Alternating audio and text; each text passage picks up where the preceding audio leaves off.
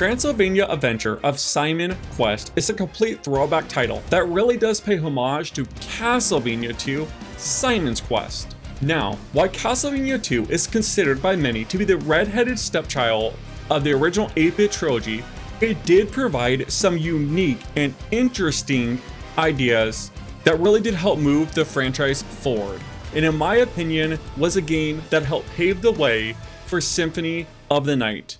What is a man? A miserable little pile of secrets! However, the game has a lot more to offer than just being a parody of Castlevania 2. It has a ton of references to other games from my childhood, to finding a hidden coin like you do in Mario. Let's go! Yahoo!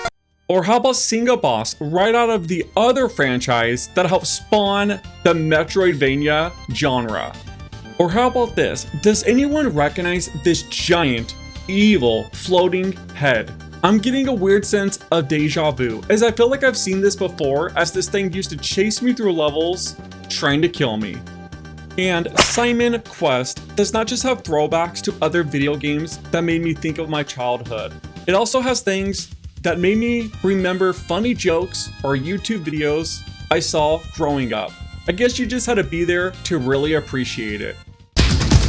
Crap battle! Okay, let's do this, motherfucker. After seeing this trailer, I just had to learn more about this title, and luckily I found an old demo from 2021. So I decided to jump in and try the game out for myself, and overall, I was left very impressed, especially for playing such an early build of the game. However, not everything was sunshine and rainbows, so I wanted to share my overall thoughts after getting a little bit of hands-on time with this build. Firstly, this game not only looks like a retro Castlevania, it plays like one as well.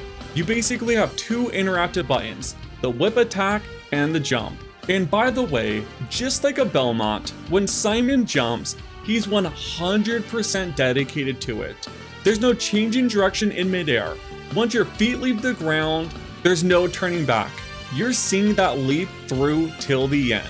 And in case anyone is wondering, jumping is not the only thing Simon Q has in common with Simon B, because their two biggest weaknesses are exactly the same. In fact, Simon Q shares the biggest weaknesses of any member of the Belmont family.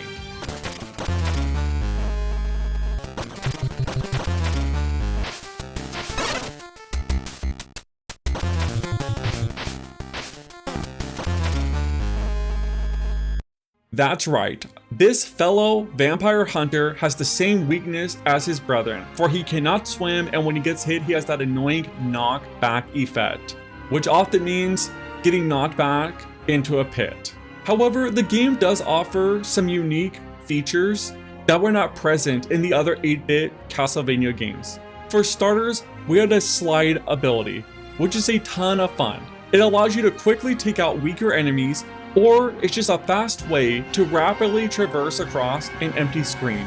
It just helps speed up the pace of the game. Not only this, but we get a wall jump ability, which really reminded me of that 8-bit Batman game back on the NES. Or we could just swing across gaps with our whip, which from what I remember was another feature not available in the original Castlevania trilogy. That did not come until the 16-bit era.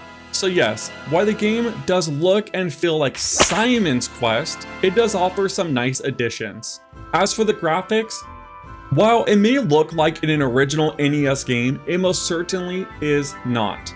One of the reasons I love playing these throwback titles is because it allows me to play a game how I remember Nintendo games looking like and not how they actually looked.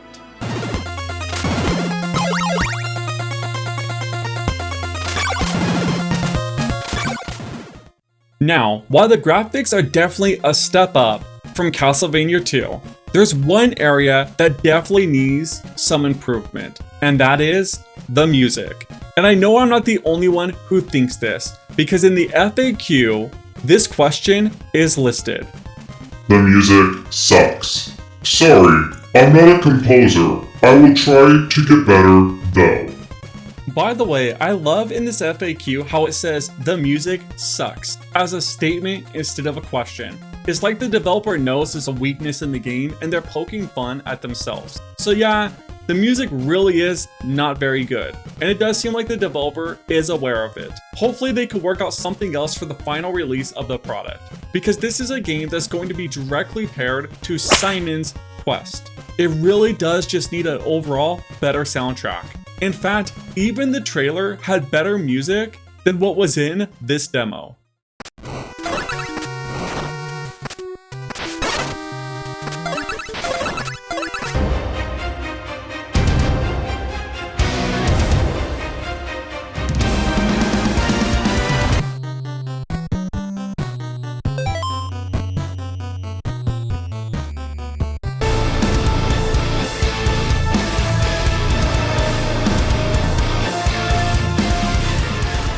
Overall, this is one game I'm definitely gonna keep my eye on. I had a blast playing the demo and I greatly enjoyed what I saw in the trailer.